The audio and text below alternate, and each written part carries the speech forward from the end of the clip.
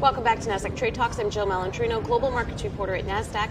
Joining me at Inside ETFs in Hollywood, Florida, we have Doug Schwenk. He's the chairman of Digital Asset Research. We're going to take a look at price discovery, always a hot topic in the markets. Doug, it's great to have you with us. And it's really interesting, the vetting process is now becoming more reliant on data science and qualitative vetting. Tell us more about that. First of all, thanks for having me here. We've seen a lot of headlines and a lot of evidence that Bitcoin and cryptocurrency markets can be manipulated or bad data can be reported. And as we think about, whether the prices that we're getting are reliable, price discovery and the ability to manipulate those places where price discovery is happening become very important. We use a process of data science to look at transactions and order book to see is it legitimate activity on an exchange or is it faked data? And getting exchanges or so-called exchanges that have legitimate activity as a benchmark or as a place to say this is a reliable and good price is an important sort of first step. And then we look at which exchanges, when price activity is happening, when you have some volatility event where price goes up or price goes down, which exchanges are leading in that moment? Where is that price discovery, the new market price, happening first? And what we found in our analysis last year, 2019, from April through December, about 76% of the time in those volatility events, the price discovery is happening on exchanges that we have vetted as being safer venues that less manipulative activity is happening. Do you think it could be because, especially in the crypto space, it's just so fragmented? There are a lot of exchanges, and the second question to that is why not use a more advanced market structure model like equities? It's been around longer. It's somewhat proven to be consistent and protect investors. So, do we need to not make it so fragmented and then apply equity market structure, or is it not a one-size-fits-all model? Well, it is very fragmented. The barriers to entry to becoming a cryptocurrency or a digital asset exchange are very low.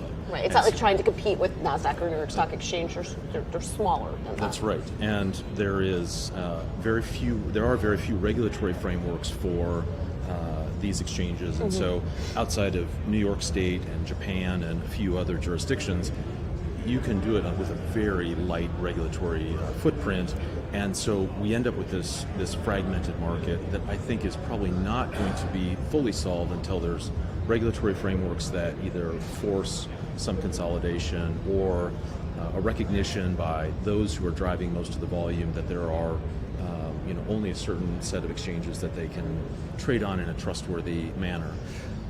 We have, I think, looked at a lot of what happens in equity markets and other traditional spaces as a way to think about what happens in crypto over the last 3 years, and we've seen a tremendous evolution in the space. The best practices in these exchanges 3 years ago is nowhere near what it has become today. 3 years ago, we would talk to exchanges about what's your trade surveillance and how are you thinking about compliance and KYC and things like that. And often the question was, well, what exactly is trade surveillance? And as a part of that maturing of the industry and the feedback on what we consider to be better practices for exchanges to enter into, we've seen a lot of maturity. There were some immature players who wanted to grow up.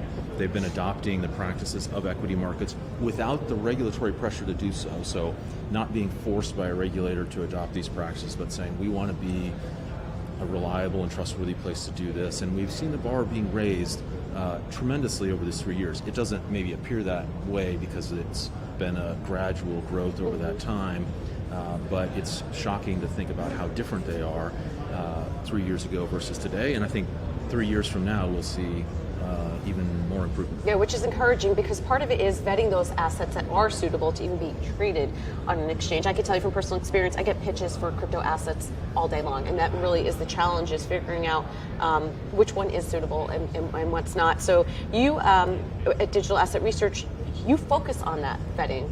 those kinds of assets? That's right. So most of our clients are institutional investors or people who are interested in launching an institutional product. Some are early stage, like venture capital funds. Some are later stage that want more liquid investments. Some have more active strategies, some have more passive.